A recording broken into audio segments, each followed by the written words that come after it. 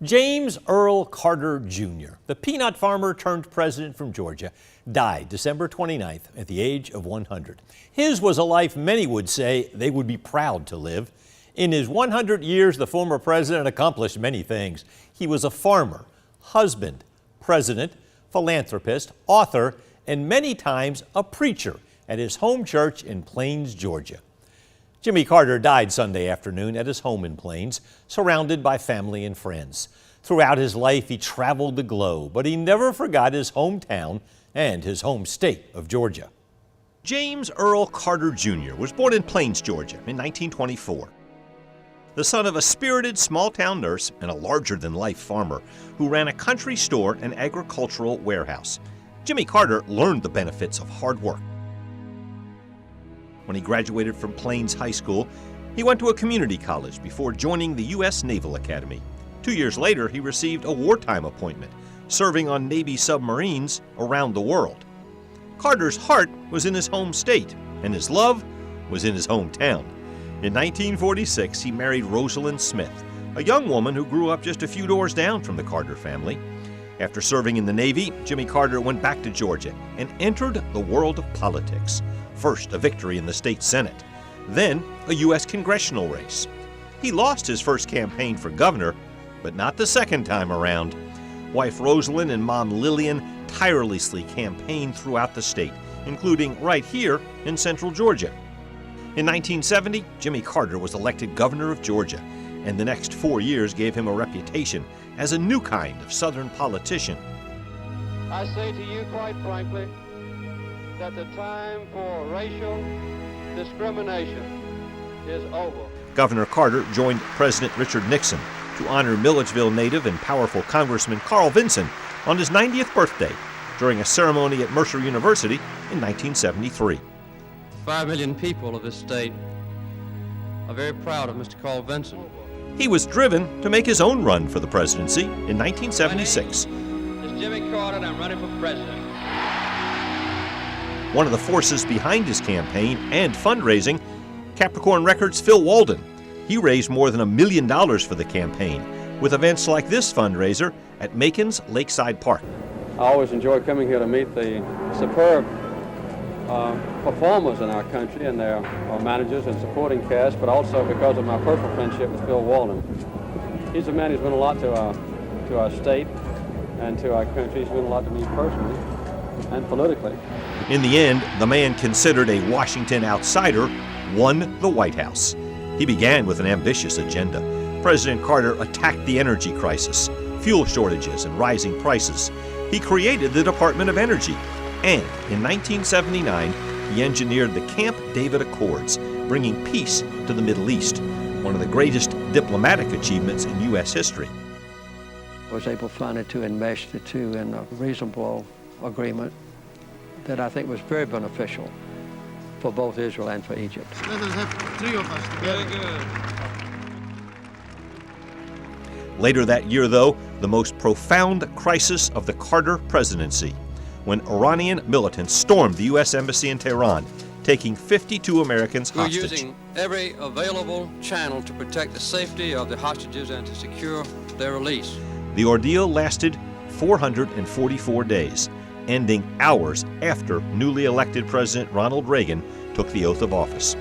Word was just getting out of the hostages' release as Mr. Carter landed at Robins Air Force Base to return to Plains for the first time as former president. Mr. President, what about the hostages? What about the hostages? What time were they released? I couldn't be happier.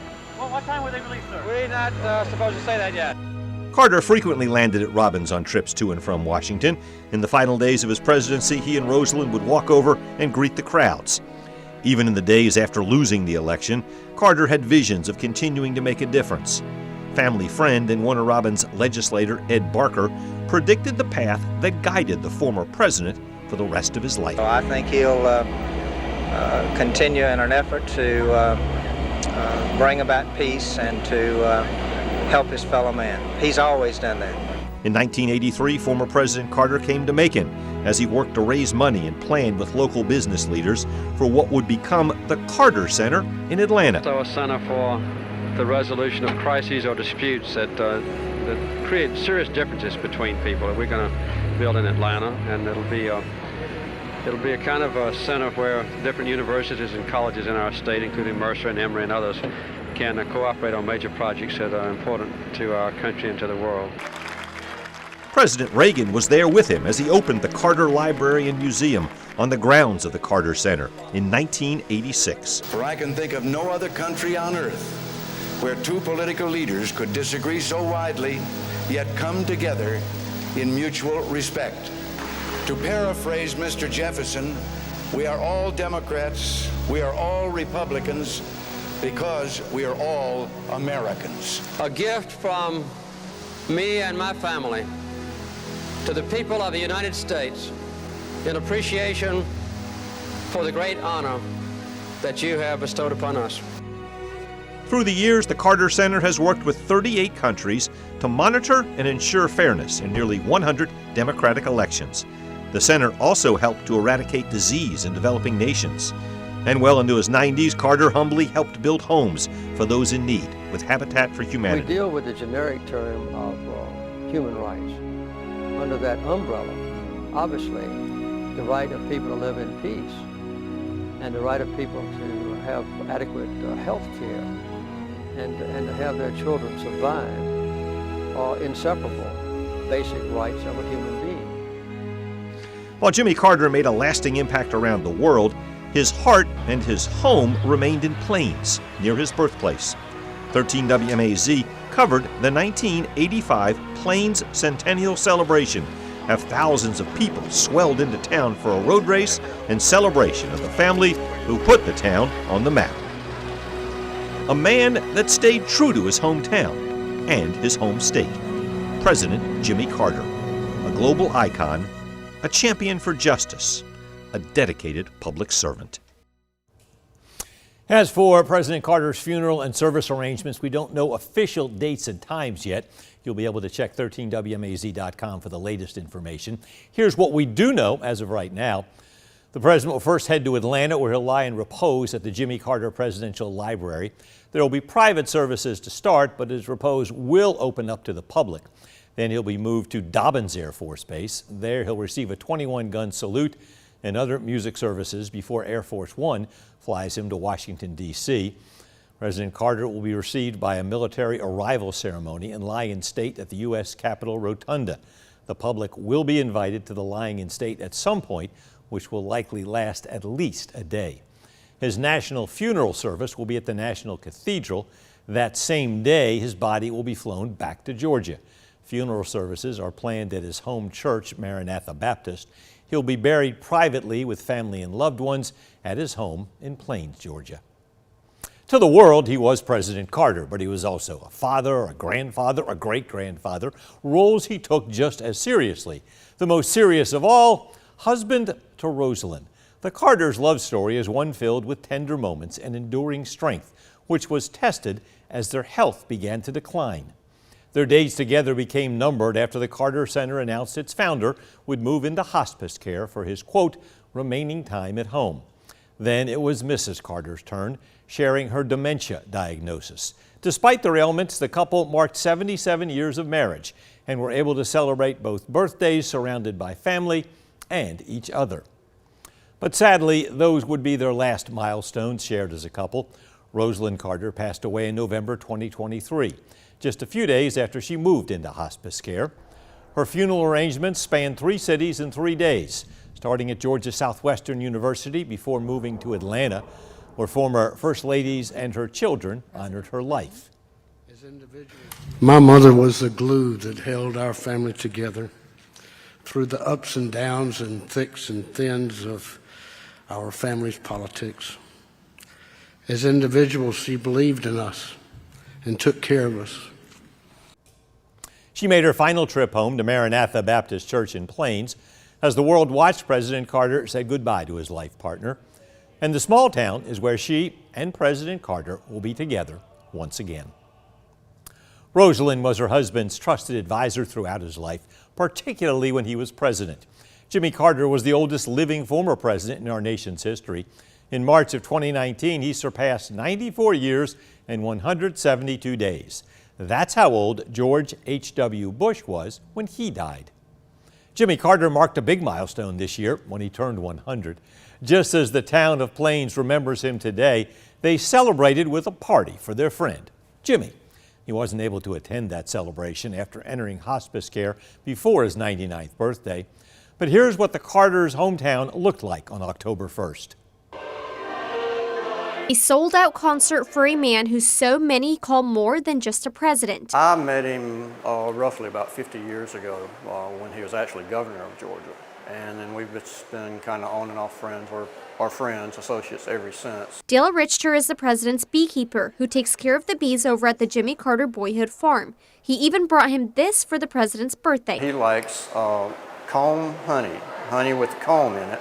And I have a jar of honey for him. One of the things Richter says he's always admired about Jimmy Carter was that he was a president for all Americans. Very compassionate man. He is a very much human rights person, great conservationist, and just a great man in general. Those qualities are the same reason that Brent Cobb also admires Carter and why he's proud to perform at his concert. Specifically, Jimmy, for so many reasons, such an honor to be a part of it. Cobb was born in Americus, one town over from Plains. He wishes the president all the best as he marks 1 century of life. Wish you happiness and whatever it is that you would wish for. I hope that's what you get.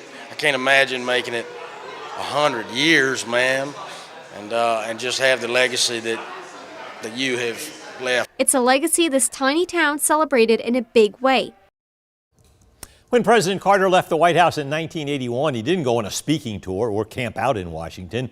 Instead, he headed right back to Plains, Georgia to take care of his peanut farm and continue small town life in a place where he was beloved by his neighbors.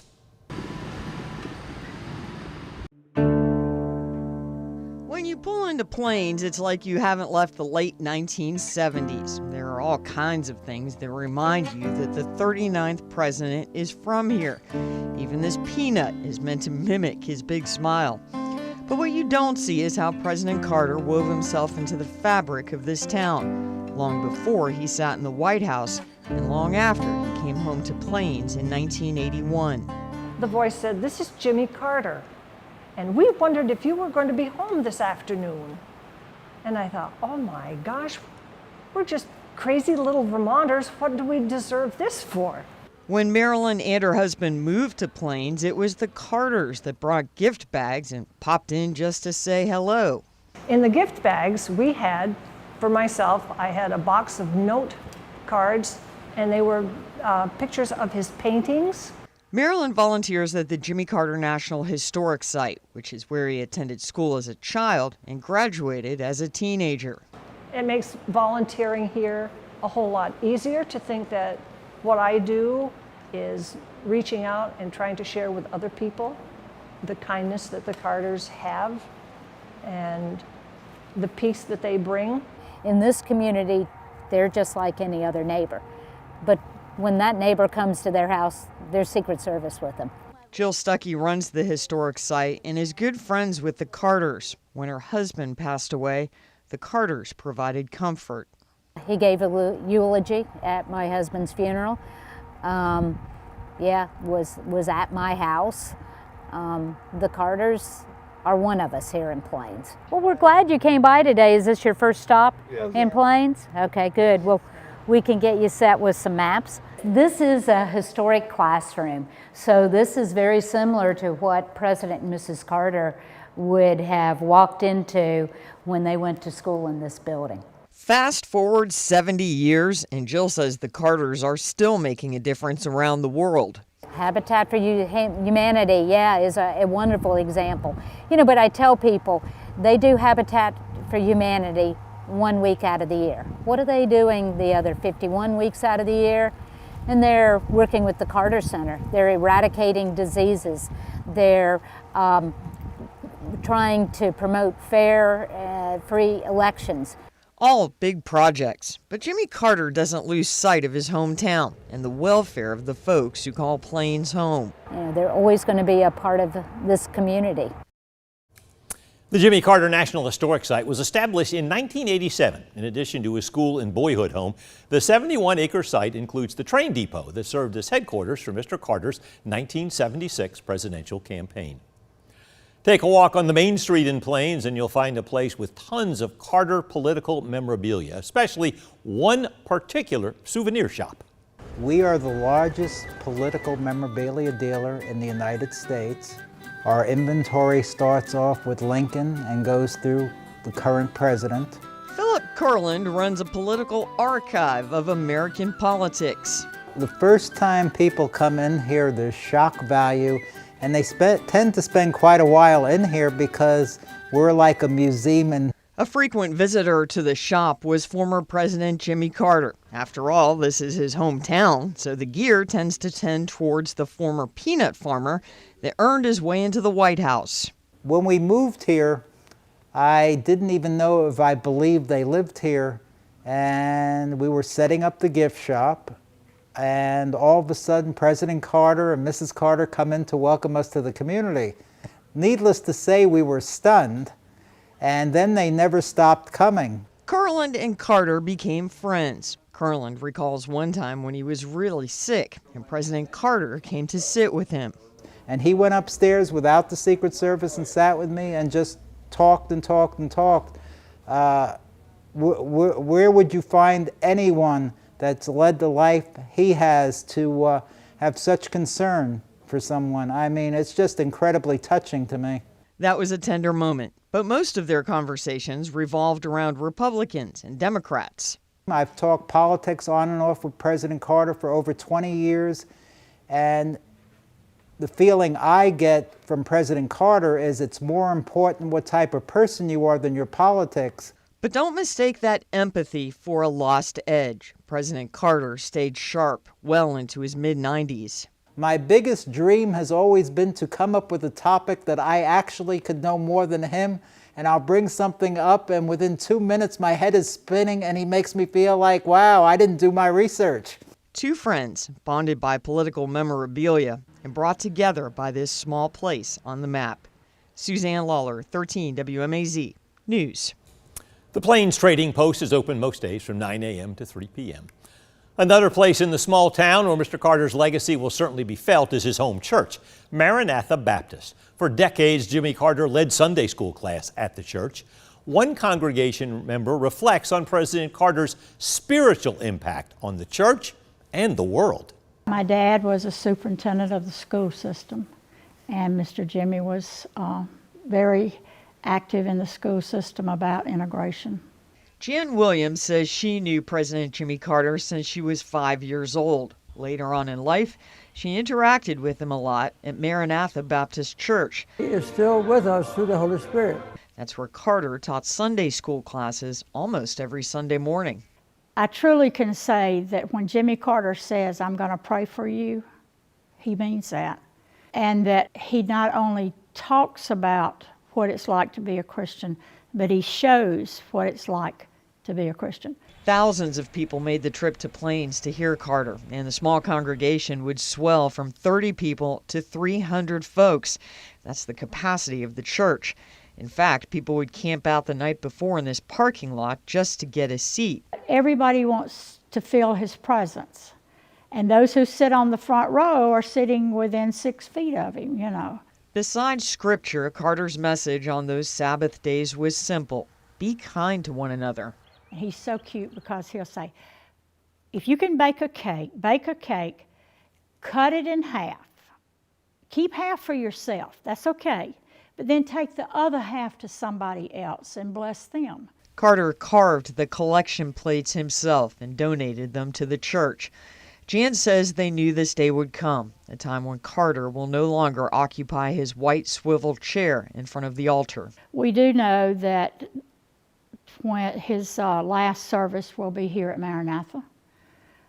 We do know that it will be a lot of people who will wish they were in this church, but it will be only a Pacific number.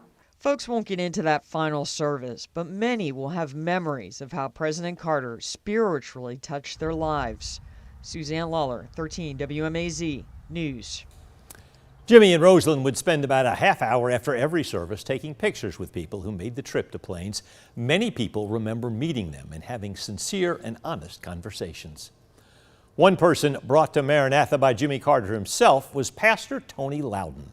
Pastor Lowden doesn't do many interviews, but he was gracious enough to share his relationship with President Carter with us. Lori Johnson shares how that relationship actually started with a Sunday sermon and a phone call. Tony, this is Jimmy Carter.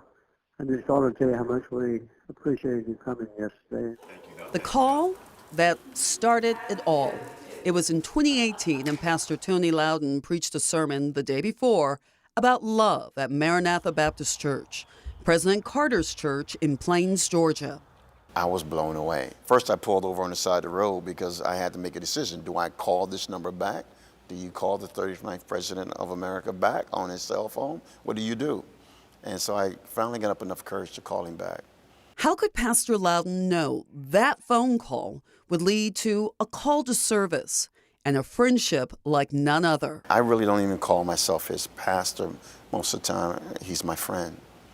Miss Rosalynn was my friend. Every time I go to see him, he asks me 4 questions. Where have you been? What have you done? Who have you helped? And how can I help you help them? And when Pastor Lowden was called to work in criminal justice reform years later, President Carter had one question for him. Are you still going to be my pastor? Because that means you have to come on every weekend and you have to minister to me and continue to be my pastor because we made a commitment.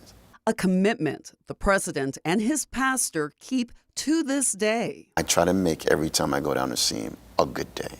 It's not always easy. Have you even let your mind go there when he is going to meet his Lord and Savior? How do you think it's going to be for you?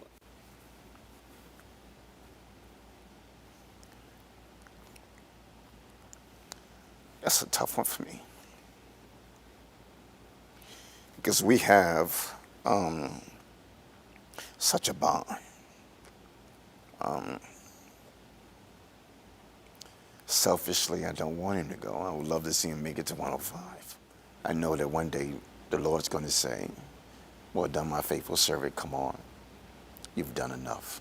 Pastor Lowden wants to take the lessons he's learned from the Carters and pass them on to his 6-year-old daughter, Tabitha.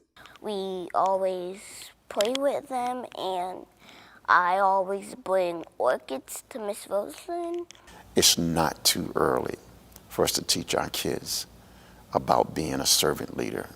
And to his future congregation at Jabez Ministries in Byron. We're going to look at ways of saying, how can we help you? Where have you been? What have you done? Who have you helped? And how can we help you help them? A legacy of servant leadership. A call to serve those around the world, around the state, and those closer to home. A call Pastor Lowden continues to answer. Thank you very much for coming. This is Jimmy Carter. Bye-bye. Many of you remember visiting President and Mrs. Carter at Sunday service. The Brandons say they'll never forget waking up early to attend Sunday service at Maranatha Baptist Church in Plains. Frank and Robbie Lattimore lived in Americus for 40 years and enjoyed attending Mr. Carter's Sunday school lessons. And the Brandons visited Sunday service in 2015. Teresa Taylor and her mom visited Sunday school and also got to attend a birthday party for the former president and First Lady. Even though he rose to the highest office in the nation, Jimmy Carter was known as a man who never forgot where he came from, and he never forgot the people who helped him along the way. Ben Jones shows us how some of those friends were right here in Macon and helped Mr. Carter make his way to the White House. My name is Jimmy Carter, and I'm running for president. While campaigning for president in 1976, Carter found friendships from back home very beneficial. Alan Walden remembers his brother Phil had a close connection to Carter. Phil believed in him, that he was dead serious about it. And we all kind of put our efforts into it. Walden even turned Capricorn Studios' annual picnic at Lakeside Park into a massive fundraiser for Carter. I always enjoy coming here to meet the superb performers in our country and their managers and supporting cast, but also because of my personal friendship with Phil Walden. Following Phil's lead, many Capricorn-connected bands backed Carter for president. According to a Rolling Stone article from 1975, Walden was instrumental in the coordination of benefit concerts played by the Marshall Tucker Band and the Allman Brothers Band. I'm running for president. Well, I need your help. Will you help me? I want to introduce to you my friends and your friends, the ones that are going to help me get elected along with you, the great Allman Brothers. Capricorn artists raised more than $1 million for Carter's campaign and engaged younger voters. While he benefited, Carter's connection with Southern rock was genuine. Jimmy was not somebody that says, oh, I need to raise some money, so I'm going to get these rich rock and roll guys. He really knew something about their music. Allman Brothers member Chuck Lavelle remembers when Carter came to visit Capricorn Studios. And we thought, okay, bring him in, it'll be a photo op and he'll be here for 10 minutes and that'll be it. He was so great. He came in, he asked fantastic questions. He wanted to know about the business of music. He wanted to know about the recording process. And I'll just never forget that, how engaged and truly interested that he was in what we were doing here. Carter's sincerity and those friendships won him votes across the South and much of the country. He defeated Gerald Ford in November 1976 to become president. Jimmy Carter asked my brother Phil, what can I do for you? You've done so much for me. And my brother made the statement, I want you to be the best damn president that ever hit Pennsylvania Avenue. Once Carter moved into the White House, he brought his Southern roots with him. Atlanta Rhythm Section played a barbecue for Chip Carter's birthday there in 1978. ARS frontman Ronnie Hammond couldn't believe it. You ever been to the White House? Never have. What do you think it's going to be like? Be a gas, it'll be a lot of fun. President Carter had a little fun while introducing the band. Not only are we both from the same part of the country, but I remember when they first started that all the critics and commentators said they didn't have a chance. And they said the same thing about me. Carter never forgot those friendships made through Southern rock music. He was a very sincere person. You could feel it when you talked to him, and when you shook his hand, you could feel it. Accomplishment. A full circle moment came during Mercer University 2016 commencement when President Carter helped honor Greg Allman with an honorary Doctorate of Humanities degree. Carter was affectionate during the ceremony, and Allman was clearly emotional. Greg Allman would die just over a year later. If you'd like to read that Rolling Stone article, you'll find a link to it right inside this story on our website. There are also many videos from the grand reopening of Capricorn Studios, which happened in December 2019. Before he was a former Macon City Councilman and an author, Rick Hutto was in the White House when Jimmy Carter was president. He served as White House Appointments Secretary to the Carter family from 1977 to 1981. Hutto shared some of his memories with Raymond Tubb. Talk a little bit about the role that faith played in his administration and in his life. Well, when he ran in 1976 and he kept using the term born-again Christian, the majority of America, at least those outside of the Southeast, didn't really know what that meant. There were people who were very worried about it, sort of, what does that mean? Sort of, does that mean that your Christian principles are going to override your democratic principles and all sorts of problems? It's sort of like when Jack Kennedy ran in '60 as the first Catholic to win the presidency, and people were worried about that as well. He obviously never surrendered those values in any way, but he also, of course, was able to bring about the Camp David peace accords between Israel and Egypt, and that was an incredible time. What was it like working in the White House with President Carter? It was a wonderful opportunity, but I look at it back now and realize that if I'd not been 24, it probably would have killed me. President Carter notoriously sleeps only 4 hours a night. He's done that all his career. And he sort of expected us to do the same. And the other thing was, you don't get a lot of thanks because he's not asking you to do anything he's not doing as well. But he seemed to know, sort of on those few occasions when you were sort of needed it, and you'd get this big smile and a big thank you and maybe a pat on the back, but you knew that meant going right back to work as well. He worked 6 days a week, in fact 7 if you count after church. He would go to church Sunday morning, then have lunch, and then he would bowl with Amy, and then go right back to work as well. So he technically worked 7 days a week. Any other stories of Carter and his legacy that you remember that you'd like to share? The only one that I sort of tell with a little bit of sheepishness was that when Miss Lillian was visiting, and she was a wonderful woman, I enjoyed working with her, but she had gotten phlebitis and she was in bed. She was told to stay in bed upstairs. She was in the Queen's bedroom, and she loved to watch her soap operas in the afternoon. But one afternoon she called me as soon as they were over, and she said, "I'm bored, come up here to see me." And I had residence clearance, so I got in the elevator, went up, sat down in a chair to talk to her, and my back was to the door. But just before I'd come up, she had said, "And bring me my bourbon." And so actually I did, in a bag, and so it's sitting on the side, on the nightstand, and suddenly I heard this voice behind me, and it was the president coming in, and I turned and looked at him. He looked at me, he looked at the brown bag, and I thought, oh my gosh. So I excused myself and left, wondered for the next couple of hours if I was going to get a call saying, "You can go home now, you're no longer working here." But he knew his mother very well, so nothing was said about it.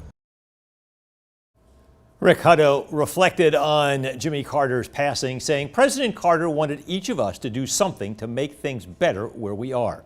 Everyone can make a difference."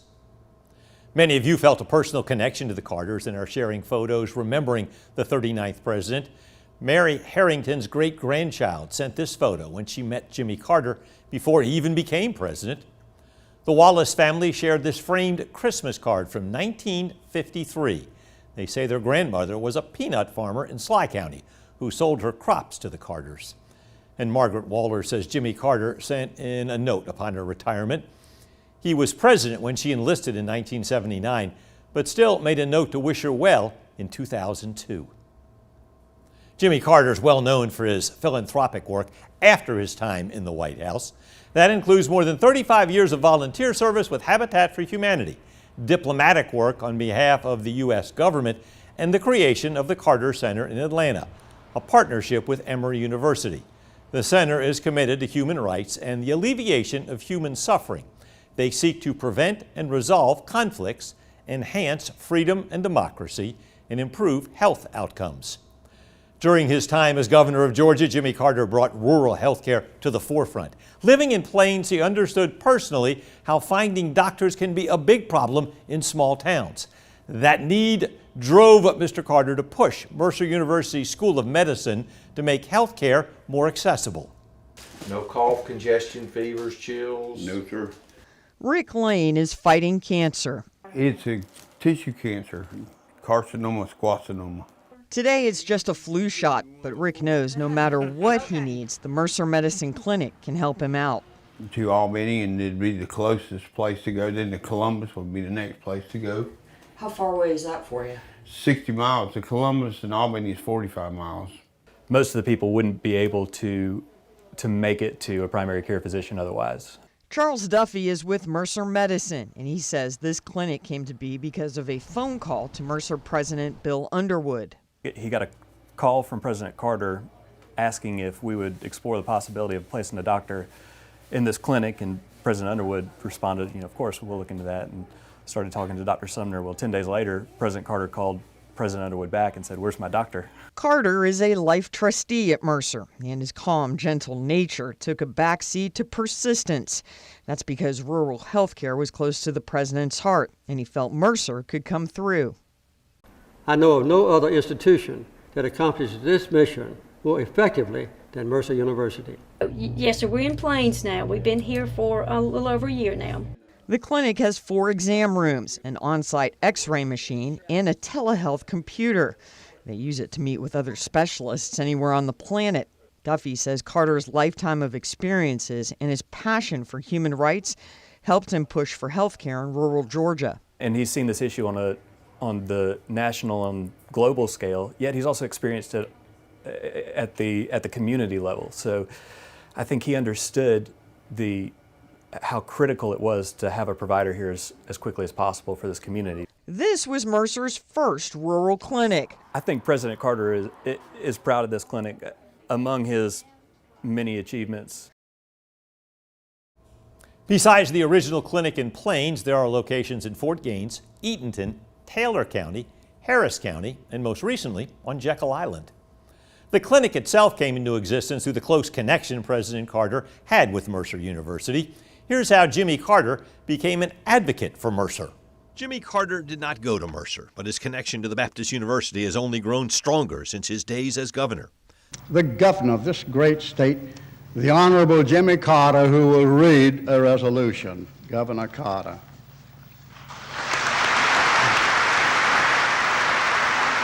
In 1973, Mercer President Rufus Harris introduced Governor Carter before a packed house on Mercer's campus. Carter honored Milledgeville native and longtime Congressman Carl Vinson for his 90th birthday. Now therefore, I, Jimmy Carter, Governor of the State of Georgia, do hereby proclaim the day of Sunday, November 18, 1973, as Carl Vinson Day in our state. Also during Carter's time as governor, he started the conversation about the doctor shortage in rural Georgia, paving the way for Mercer School of Medicine, founded in 1982. After he lost his presidential re-election bid, Carter began to focus on his legacy. Plans for the Carter Center in Atlanta were made in Macon and included a mention of the university. It'll be a kind of a center where different universities and colleges in our state, including Mercer and Emory and others, can cooperate on major projects that are important to our country and to the world. When Bill Underwood became Mercer's president in 2006, he already knew Jimmy Carter was a big supporter of the school. It's been one of the great privileges of my life to get to know him. Carter met with Underwood and other Southern Baptist leaders in 2008 to form the New Baptist Covenant, an effort to address issues of poverty, global conflicts, and the environment. That same year, Carter spoke during Mercer's President's Lecture Series. Underwood says it seemed natural to ask Carter to join the Board of Trustees. And he came and talked to me about it and wanted to learn more about what our priorities were going to be and decided he was interested.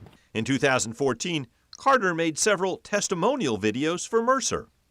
My faith demands that I do whatever I can to promote peace and improve the human condition. Mercer students and alumni share this same mission. The former president spoke at Mercer's commencement in 2016, describing his connection to the school. And I think that one of the special things that attracted me to Mercer was the fact that Mercer tries to prepare you, not just to fill the obligations or opportunities of the discipline into which you have been graduated, but to prepare you to be compatible with, and perhaps to be an inspiration to the people with whom you'll be together for the rest of your life. More proof of that connection came in 2018, after the former president urged Underwood to place a primary care clinic in his hometown. Our Plains Clinic is our first rural health clinic, and that clinic wouldn't exist but for President Carter. And Underwood says Mercer will continue to carry on the mission that Jimmy Carter believed in. I don't know anyone that I've ever had a connection to that's had anywhere near the positive impact on the world than he has. Jimmy Carter's perhaps the only president whose legacy can be defined best by his accomplishments after the White House. And as Matt Pearl reports, he used his Georgia roots to better lives around the globe.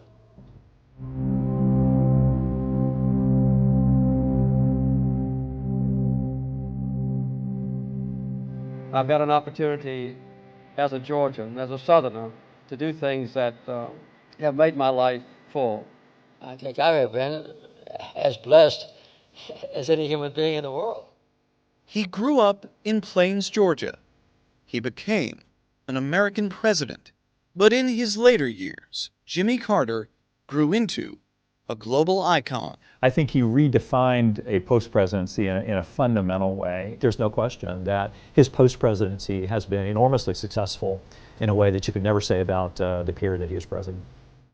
Any discussion of Carter, the ex-president, begins with the Carter Center, a base for humanitarian efforts worldwide. Most presidents, after they're done with office, you know, they're playing golf, they're on the lecture circuit sometimes, they serve on corporate boards.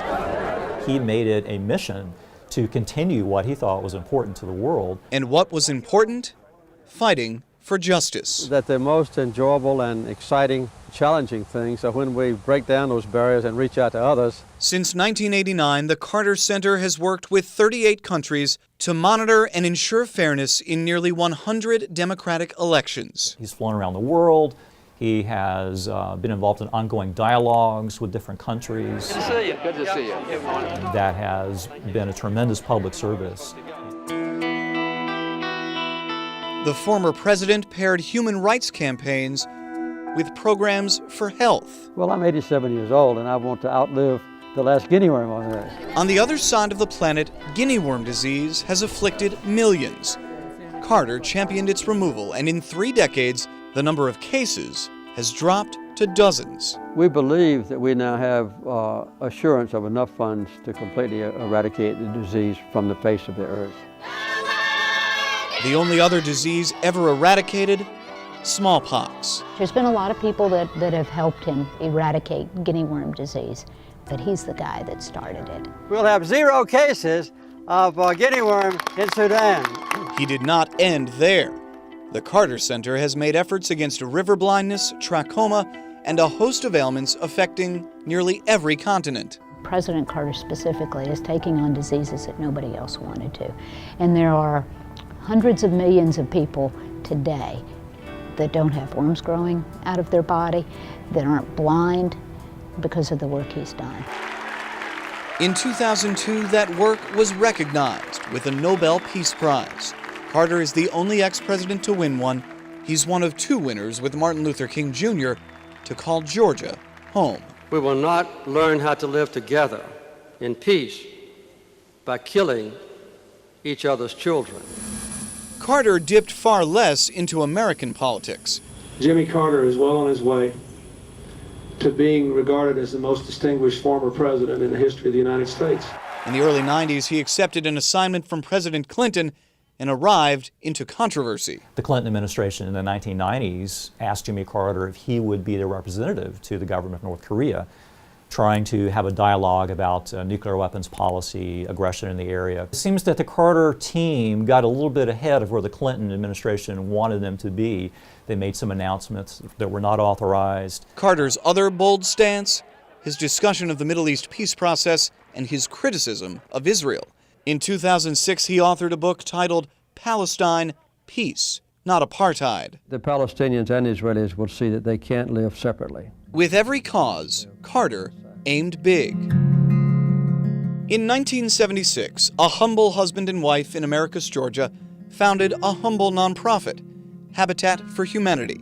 The goal, to build houses for those in need.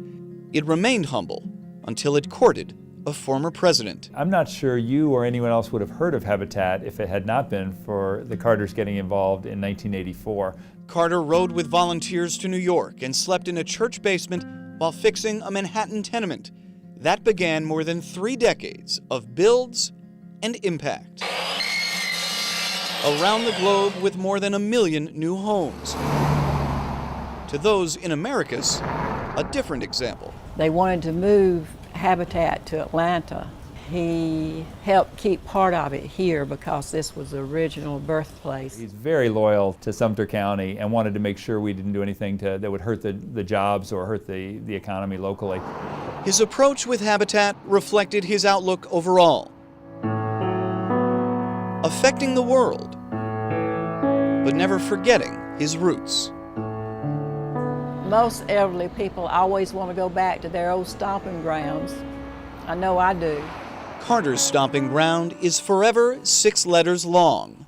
There's Jimmy sightings. You can hear people whispering downtown. I saw President Carter walking down the street. We have 5 lessons on that word, love. As a former president, he spent Sunday mornings teaching Sunday school, drawing weekly crowds as a deacon at Maranatha Church. He teaches Sunday school first, and if he didn't pose for photos, I guarantee you 99% of the people that came to hear him teach Sunday school would be out that front door.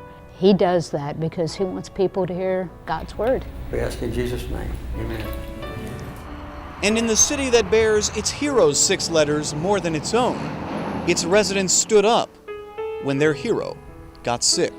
Well, thank you all for coming this morning. In August 2015, Carter announced doctors had found 4 spots of melanoma on his brain. I'm going to cut back fairly dramatically on my obligations. Carter arranged a news conference to talk about his health. All anyone could talk about afterwards was his strength. The grace with which he was so transparent about really tough issues. And I think actually his modeling of how to handle that will have wonderful ripples. I think that's his mindset, not living life on the negative side, but on the positive side. It is the strength of a global icon, the strength of a man always from Plains, Georgia. You know, I've had a wonderful life. I've had thousands of friends, and I've had an exciting and adventurous and gratifying existence. But now I feel, you know, that it's in the hands of God, whom I worship, and I'll be prepared for anything that comes.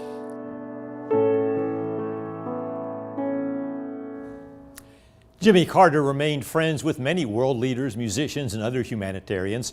Chuck Lavelle sent in this photo with the former president, saying they both shared a passion for the environment and conservation.